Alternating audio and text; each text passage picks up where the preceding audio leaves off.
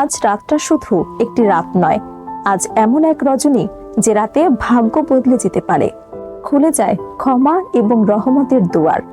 আজ পবিত্র শবে বরাত, শাবান মাসের 14 তারিখ দিবাগত এই রাত মুসলিম উম্মার জন্য এক মর্যাদাপূর্ণ ফজিলতপূর্ণ সময়। সূর্যাস্তের পর শুরু হয়ে সুবহে সাদিক পর্যন্ত এই রজনী পালন করবেন ধর্মপ্রাণ মুসলমানরা।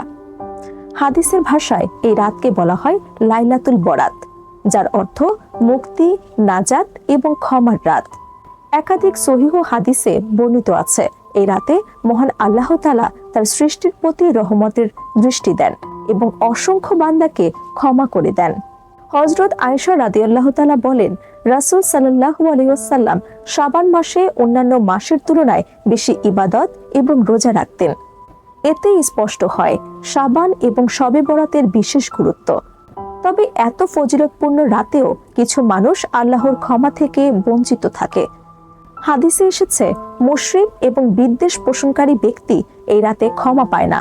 এছাড়াও ইচ্ছাকৃতভাবে হত্যাকারী, আত্মীয়তার সম্পর্ক ছিন্নকারী, পিতামাতার অবাধ্য সন্তান, মদ্যপানে আসক্ত ব্যক্তি এবং কবিরা গুনাহে লিপ্তদের জন্য এই রাত সতর্কবার্তা।